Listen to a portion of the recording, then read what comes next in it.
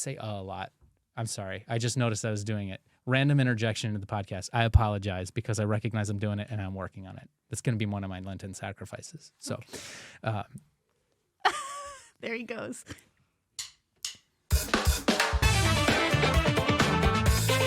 Welcome to St. John Alive Podcasts. We are here doing episode 3 of our Lenten series, and we're joined today by Josh Pescarolo, Summer Smith, and Sarah Smith to continue our conversation about Lent, and we're getting a young adult perspective today, and so I'm super excited. Why don't Josh and Summer, why don't you go ahead and introduce yourselves? My name is Joshua Pescarolo. I'm 20 years old. I work here at St. John's with the maintenance department. My hobbies, I guess, are fitness, pretty much anything that's outdoors. I really like to shoot, and it's pretty much me, yeah. I've lived in Fenton now for about 4 years, and I've been a Catholic for about the same amount of time as well. So Awesome. yeah, that's pretty much. Rumor has it you're kind of a gearhead too, right? You work on your car a lot? Yeah, I have a Volkswagen, so to me, it was an interesting car to work on. I'm really into a lot of German engineering and stuff. Nice. And it's a diesel, which I really enjoy. Oh, sweet. So it's a completely different engine. A lot of stuff I get done at places, but I do research a lot of the things that I can do myself because it is significantly cheaper. Nice. Yeah, no, I For totally sure. agree. Mechanics try to overcharge a lot. Awesome. All right, Summer, tell us about yourself. I'm Summer Smith. I'm 18. I study at the University of Michigan Flint. I'm doing pre-PT, following the health science route. I know I got that whole thing planned out. I currently am working in the admissions office doing orientation leadership for the summer. So right now we're doing office hours and helping out at events. I'm on the Flint golf team that I actually had practice today. Went pretty well. Kind of cold, but I was more gonna say, layers. It's a rough day to play golf. It wasn't that bad. It was just a little cold. Fingers kind of stopped working after a while. Very We nice. were supposed to go to Tyrone, but the snow started snowing. Yeah. So, yeah. Nice. Very cool. All right, and we're joined yet again by our faith formation extraordinaire. That's what we're going with, Sarah Smith, who this was the episode in debate, so she is sticking with us through the Lenten series, whether she likes it or not. So, all right, so we're here and we're talking about Lent. We're talking about being a disciple in Lent, and we're getting a young adult perspective. So, lay it on me. What are some of the like the nuances of being in your generation in the church in 2023? What are some of the struggles and the challenges and the triumphs that you guys have faced, and what are some things that you're looking forward to headed into this Lenten season? I feel like it's hard to stick with one thing Is to it? give up. I think I haven't really decided, but like I'm trying a few things out to give up or do, because you can also do things continuously. Like let's say, I already do this, but like go to the gym every day or work out some way. Like I already do that, so it's not like I can. But that could be something for someone else. I like how you qualified that. I already do that every day. I'm just saying because that was hard to start. Yeah, no, absolutely, I definitely, agree. What is that called when you do it every day? Whatever, it doesn't matter. Grit. Consistent. Yeah, Consistency. consistency. That was hard to keep Yeah. up at the beginning, but once you get there, it's like that. They say like 6 weeks of doing the same thing. Yeah, it becomes It routine becomes a at that habit. point. So, I mean, Nice. kind of doing that with Lent kind of things. That's a way to do it. Nice. So what new things are you trying this year that you haven't tried I'm before? trying chips. That's really hard for me. Getting rid of them? Yeah, Nice. I don't. it's hard for me. I hadn't even thought of that. Like just eliminate chips. That Yeah. actually would be really Any difficult. kind. I don't care if they're healthy or not. Nice. There was one year I did pop, and I don't really drink pop at all anymore because of it. So, I mean, it's kind of becomes a habit, like I said. Nice. That's awesome. Summer's a really big fan of sweet potato chips. Oh my gosh, don't bring those up. I looked at them this morning. I was like, dang, I can't eat those. Now mom's taunting you. Thanks a lot. Hey, remember sweet potato chips? Awesome. What about you, Josh? So for me, this Lenten season, I gave up particularly just beef, which I eat a lot of beef. So it's part of my diet. I would like to try like an all beef diet after Lent. Okay. But, go back the other go the direction. opposite Yeah. way, okay. No, I love burgers so much, and also because of the way I train, I have a fast metabolism, so I'm allowed to pretty much eat whatever I want and not really have to worry about it affecting me in any way. But yeah, no, I'm like all on chicken right now, so Nice. it's kind of hard. I would also say when you're young, if you're going through Lent, I think it's good to have a fellowship of people you can kind of hang out with. Nice. Yeah, we have great discussions out there, and do Bible study one week, and then we kind of do like just a fellowship the other night. And we just we'll talk about kind of whatever is going on right now. And right now it's been Lent, but yeah, we had an interesting discussion about all the things we gave up. Also with Lent, I also do try to incorporate something new. So I tend to go to the gym about 4 to 5 times a week, and I hate going in the morning. But I've been trying to go at 6 a.m. before work. That's early. yeah, and it's supposed to be better to go later, but I like to get there. If I can start my day out with a good workout, it's pretty good. I feel like, for me at least, because I go to the gym early in the morning typically because it's less busy, my thing I would say to you is aim for that feeling that you get after the gym. Because when you go, you don't want to go, but you want that after feeling. Yeah, in the morning especially, that's a hard thing in the morning, is that after feeling. Because I usually go 4:30, 5:30, and I feel great heading in, feel great heading out. So Yeah. One thing I've learned over time is that like everybody is completely different, right? Some people like the mornings, that's where they thrive. Like that's their bread and butter. And for some people like me, it just doesn't happen. I tried to join the 5 a.m. club for years, and I realized I was driving myself. I was like trying to get an e-ticket to the hospital is what I was doing. So I had to back off of that a little bit because, sleep is one of those things that has to be in relatively high proportion in my life. So, no, that's awesome. But so you mentioned that you have a really strong fellowship and this really like this foundation of discipleship, which is super key for a ton of things. So that's awesome that you have that going. So is that something that you've worked into your fitness routines for both of you? Like, is that a thing that how you got there? Was there accountability in that, or was that just like a personal grit? Like, I'm gonna do this and I'm gonna die hard. For me, it started off as like, oh, my friends were starting to go. We all were kind of trying it, but I found out I liked going by myself far more. I felt like I could push myself, and not like my friends were gonna judge me, but I feel like I could push myself a lot more by myself, thinking about. I feel like you kind of get distracted when you go with your friends, low key. But they are very good to talk to outside the gym, with supporting you in different ways, but maybe not. Oh, I got you. You know what I mean? So get them to like bolster you up, but definitely don't take them to the gym. I don't know. Maybe that's just my experience. I like going by myself personally better. Yeah. No, to each his own, right? Yes. Yeah. Sure. What about you, Josh? So for me, I started going to the gym when I was 13, 14 years old. Nice. Practically when I started high school. So it was with the football team. So I was just a great group of guys there. Then I did wrestling, which we didn't really go to the gym, but we would work out during practice for 3-4 hours in an insanely hot room. So, and then when I moved to Fenton in my junior year, I did football. I didn't do football that year. I just did wrestling. And I was really just working out at home, which I've been doing since I was like 8. Nice. But when I really got like very invested was my senior year of high school, and I said, okay, I'm not doing any more sports. I'm gonna just focus purely on the gym. And I went down to CrossFit and started on my 17th birthday. And I've been doing that ever since. And I try to go about 4 times a week, but it's always like a class kind of thing. Okay. And I personally have a lot more fun working out with people that I know that I can talk with. So we'll kind of just, sit around and just bullshit afterwards. So it's kind of fun. But yeah, I find it easier to work out with friends. I think it's more motivating. Nice. Yeah. Yeah. I think for me, it always depended on what we were doing. Right. So like once upon a time I was in the fire academy, and I remember specifically like that crew of guys would work super hard. Right. It was a killer group of guys. But anytime they told us that PT in the morning was like a weights day and we went to the gym, like everyone just sat around and chatted and did nothing. But when the instructors like kicked us out and they're like, no, you're going to go haul logs around the field and like drag hoses for miles and all this other stuff. Like we did it. Man, it just kind of depended on what the context was. But yeah, weight rooms were like a temptation to just sit around and do nothing and chat and like pretend like you're like curling or whatever. But yeah, no, so it just depends. No, I like that. That's cool. So how are you incorporating that into your Lenten journey? Is this something that you're trying to take it to the next level during Lent, or is this like you're kind of in maintenance mode on that and you're trying to work other things in? And what's the bigger picture here? Well, for me, so I typically eat before I go to the gym.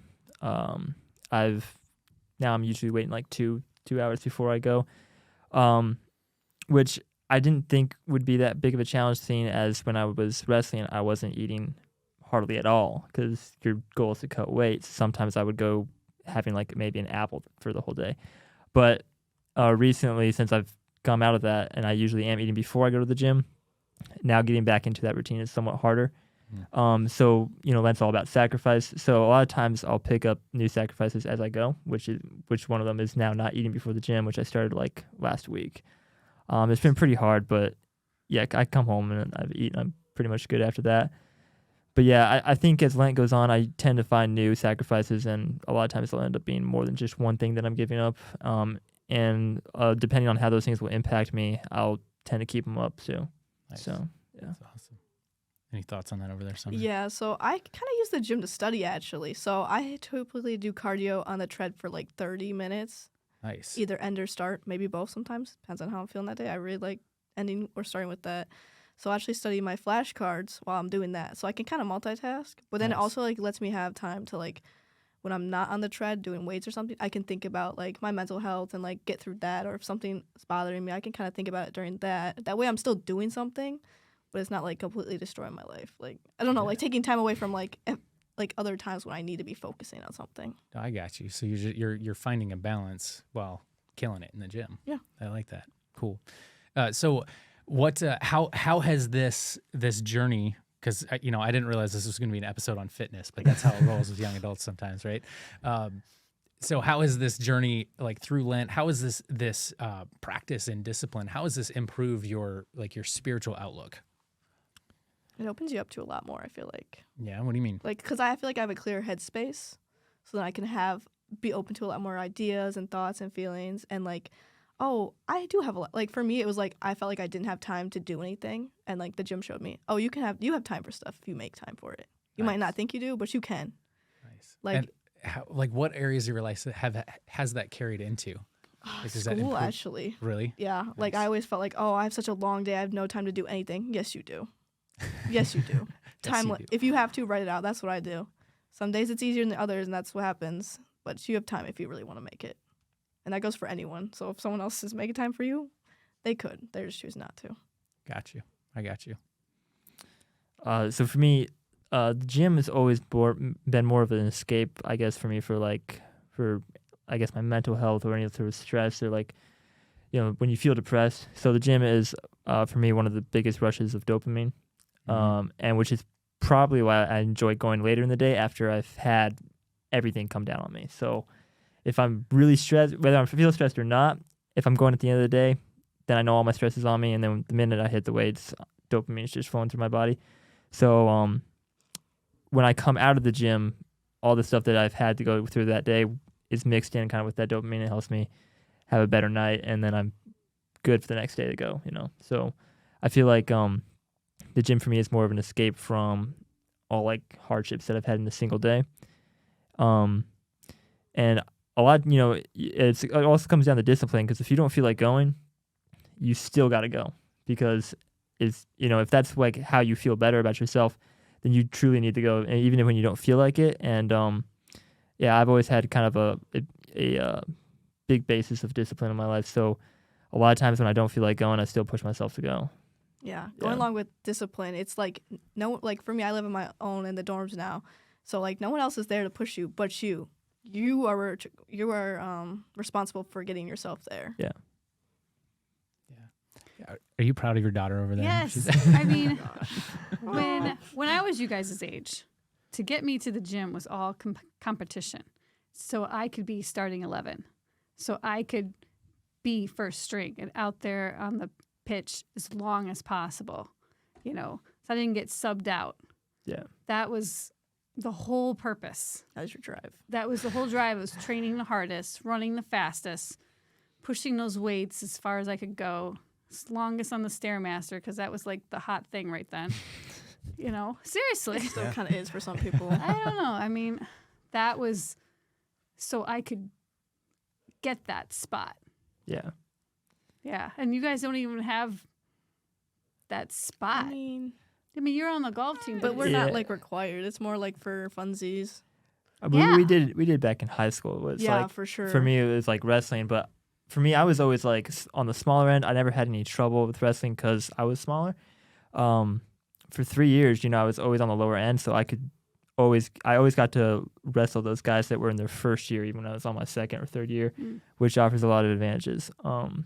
And being light will also do that for you too. So, but yeah, we were always competing for some sort of a varsity spot. I was on varsity my first 2 years, and then my third year when I moved is when I got kicked off. Yeah, but like high school sports are one thing else. Like college sports are a whole different thing. It's like you're almost like programmed to live, breathe, and diet, which at the same time, as much as that was breathed into it as in my team, I didn't allow it to be my whole existence, which separated me from my teammates too, because I was still in American Advertising Federation and other clubs on campus, like International Club, and so I feel like it's different because, like, I feel like you might not have enjoyed it as much as we do. Like, are you surprised that we do it for fun kind of thing? I know, that's what I'm talking about. Like, they're not getting a spot to be on the team to score goals. Yeah, it was never like for me. It was never the same. Like for you, where you were trying to get that spot. For me, it was this. Like I do it as a stress relief at the end of the day. Like I would run. That was anytime I was like really burned out from whatever was happening, I would just throw the running shoes on and I would go. Do you get like a high from running? The runner's high. Yeah, because it's a real like thing. when I do cardio, I don't ever feel that. I feel that like that high people talk about. I feel that mostly when I'm hitting free weights. Yeah. Or something, getting like an actual good pump throughout my body. That's like what I actually feel when I feel like that high. But I don't get it when I run or do cardio at all. Yeah, I might have to ask my nurse of a wife after this and just be like find, or maybe Summer's already got some insight from her schooling in PT. Like there's got to be some like biological thing that's the same across like running and weightlifting. The cortisol dropping and the endorphins. Well, we do a lot of cardio. I don't feel like a runner's high whenever I'm Maybe doing it's just cardio. not your forte and what you like. Yeah, I don't know. For me, it was like it always took me a good minute for my body to like get into the groove. Like you have to warm up, which like, but I would get past that, and then I'd find a spot where I was comfortable at a certain pace, and my breathing would regulate, and then I could almost go indefinitely. Like I enjoyed the endurance running type stuff. So, but it's kind of funny because I like running a lot actually, but when I joined track, I hated it. It made me absolutely hate it. It's kind of like I feel like that can go for a lot of things where like if you're kind of forced into it, you won't like it. But if you find it on your own, you'll like it a lot more. Yeah. So what sort of like looking back at that transition from like how life was in high school and the high school sports into like where you're at now in a young adult life, like looking back, what are some of those things you're like, man, I wish I had taken note? Or you look at other younger kids and you're like, you need to understand this about your journey and like what's about to happen to you in life and what growing up looks like, and what are some of those pieces of advice that you want to offer those coming up behind you, and just in terms of not just that self-discipline, but kind of taking care of yourself and maintaining that spiritual journey? It kind of hits you right away. I mean, it was a little different for me because I had a transition of a semester in the summer, where most people don't get that. You get right into college, and I noticed that even with my transition semester, it like if you don't have it planned out, like you need to have everything figured out. Know like exactly what you're doing the first day, because I came to my first lecture class. I was there 15 minutes early. I felt like I was 30 minutes late. They were already starting. I'm not even kidding. You are also definitely, without a doubt, your mother's daughter. Pre-planner. Oh, yeah. Like, I got a planner. I got to plan out every hour for school days. I just so like I don't forget anything, because I will. And then I'm like that's not me. I don't forget things. Yeah. Once upon a time, like someone might have looked at my routine and said, wow, he's a planner, right? Because I always had a 5-year plan. And at the beginning of every semester, I'd reevaluate stuff. And I just, as I've gotten older, I've thrown a lot of that out the window. I'm more of a roll with the punches kind of guy now. So no, but I like that. That was super key. Just coming out of college, like just realizing you're an adult now. And like, for me, it was almost this depressing reality. Like, you can't just fall back on mom and dad. At a certain point, you have to like understand. Or even your teachers. Like Right. they don't tell you when those tests or quizzes are coming. Mm-hmm. You have It's to look on in the that syllabus. Yeah, put everything from the syllabus into my calendar. That's what I learned right away, because those tests and quizzes pop up quick and they don't remind you. Like it could be the next class period. They're not going to tell you. You could they act like it's totally normal, and then it's you got a quiz. Yep. And sometimes you have to read some of the literature about the class before the class starts. Yeah, because before lecture or something. Man, I had a professor who like he started throwing, I think it was like some accounting class, right? And he starts throwing all of this stuff at us in terms of all these accounting assignments. And half the class was like, oh, I don't even know how to do that function in Excel. And he's like, it was in the documentation. You're supposed to know this before you walk in here. And I was like, oh, so like I'm like real quick on Google, like how do I do this so I don't have to be one of those guys in class? It's like I don't know how to do this. Yep.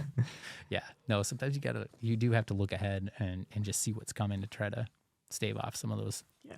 road bumps. Well, I remember speed in bumps. term in Europe, there was like this massive booklet that of stuff books you should have read, like stuff you should have reviewed, like videos you need to watch online or get out from the library before term in Europe. And it was, I mean, it took me the whole summer to go through all that. And then like, I felt like, man, I didn't do this and didn't do that. But like comparatively to my classmates, whew, I was way ahead of the game. That's why I got paid by them to do tutoring. I didn't have hardly any money. So that's how I got fed. Nice, like it. Starving child. Personally, there's a lot of free food on campus for me, but that's another story. Well, term in Europe, you were on your own. Whatever money you brought, Mm-hmm. that's what you fed yourself. So I had a lot of baguettes. You and your bread. I knew a lot of people because I studied abroad one semester, and I knew a lot of people in our class that started doing things like cutting other students' hair and Yes. like, My dad, I heard someone does ironing shirts yeah, for Yep. like the business majors. That's a big thing. yeah. It was pretty much anything to like just find a couple extra euros here and there to like. We really wanted to go to this one place, and I'm like a couple bucks short. So Yeah. what are your thoughts, Josh? So for my transition out of high school, I guess, into what you'd call college life. So I did about like a year and a half at college. But I went to college more because it was expected of me and not really something I actually wanted to do.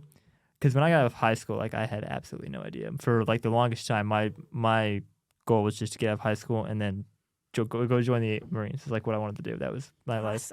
Awesome. My parents actually talked me out of that. But yeah, so when I got out of high school, I went to college because it was what my parents wanted to do. It's not really what I wanted to do. But yeah, I mean, they quickly realized that college was not for me at all. And so yeah, I kind of just started working, and I figured I would either go to a trade school or join the military. At some time, it was still something on my mind. And then after my second or my third semester, I guess, I decided I wanted to do law enforcement. Nice. So a couple of the guys in my gym are state troopers, and to me that seemed to be the most interesting out of all of them. Cops don't get paid as much, or kind of depends on where you are. And when you're a state trooper, there's a base pay that everybody gets paid. So that seems like a better option. Plus, it's just I found them to be cooler. You got the cooler part too. Yeah. So I'm actually in the process for that right now. I actually had a test scheduled for tomorrow for the first test you have to take, and then they rescheduled it for the 22nd because of weather. But yeah. So Finding that happens a lot.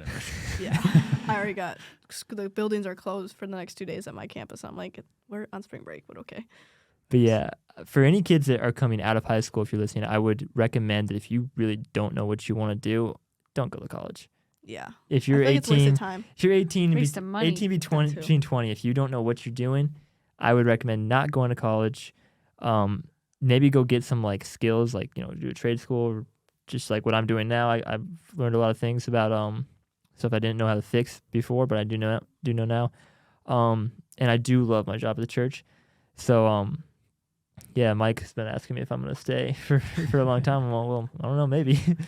I definitely think if you do go to college, you have to have a deep drive and passion for whatever career choice Yeah. you pick, because it gets hard. Like right now, I have a hard bio class, and you really just got to put all your energy and time into that. And you have to choose it over hanging out sometimes. Like for me, I can hang out and do study at the same time. I have found my kind of balance with that, but not all the time can I do that. But sometimes you have to choose to do studying or schoolwork over fun things. But in the end, it's kind of worth it. Yeah. To get where you really want to be. Well, I also think going the summer term before everyone arrives on campus really helps. And if you only take 2 classes or 1 class, you can kind of like dip in without full throttle of 4 classes like they normally sign you up for right away. It's 4 classes. And then there's less distractions because there's less people on campus. There's less events going on. There's less temptations. Yeah. So The way she said Yeah. that. yeah. No, but that is true because when I did do my semester in the summertime, I had the whole campus pretty much myself. So I got to explore not only downtown Flint, but also every single building because there was no one there and they don't have to see you getting lost on your first day of classes. It's less embarrassing when no one's there. It is Yeah. because then you can like kind of, oh, what's this room? Walk in it and see what it is. Like that's what I found a lot. And you find kind of, I also found a lot of like shortcuts Nice. to avoid traffic. So a lot of hidden staircases that are not labeled that I have been using. That's awesome. That's my jam. Like that's what I hate I'm all elevators. about. They're Like always get take off the forever. beaten path and figure out how to do it without having to throw elbows in the hallway. So no, I agree that like for me, college was it was a struggle because I'm not a multitasker. Anyone that's who me. knows me knows I'm not a multitasker, and so trying to balance work and school was just difficult for me. And I knew like I very quickly found my threshold for like the number of classes I could take and still do well. And the more I added on, the lower my grades went. So like for me, it was a very delicate balance, and I was kind of in and out of school because I was balancing that work and school. So I took the 10-year route to get my undergrad, and I bounced around a lot because I didn't know what I wanted to do. And I started off in fire technology, and then I, jumped over to communications, and then I jumped over to theology, which is ultimately where I graduated. But then I took some graduate business classes and stuff and bounced around in the field of business as well. And so it was just like, it was a very expensive exploration of my future, and I will be paying for it well into retirement. Oh no. So, Yeah, that's why it's important to do camps and Yeah. job shadowing and interns and asking questions. That's what I'm really trying to get Maya to do. Her sister, my daughter, she's going to go in something math or science, but what exactly? Because it's very broad and there's so many options. I'm discovering more and more about the math majors actually that I had no idea that Yeah, there was so many options. I knew a lot of math majors in school, and I was always like, "Oh, that sounds terrible. Why would you do that?" But all of those people are just like, "I can walk into any job I want." Like, No, it's man. because a lot of people don't like math. Yeah, it's true. It's true. Awesome. Summer and Josh, I appreciate you taking the time to come hang out with us on the St. course. John Yeah, Live no problem. podcast. It was super cool to get your perspective on Lent. So if you have not checked out the other episodes, there's episode 1 and 2. We do a little intro to our Lenten theme, and the episode 2, we get a mom's perspective right before this episode, which was pretty fun. And I got in a ton of trouble for the intro clip where there was some makeup fixing. Apparently, I wasn't supposed to publish that. So if you want a good giggle, unfortunately, at Sarah and Lindsay's expense, you go check out episode 2. Thanks for tuning in. We are super excited to continue this journey of bringing discipleship to life here in the Fenton area. So stay tuned. Thanks for watching, and we'll see you in the next one.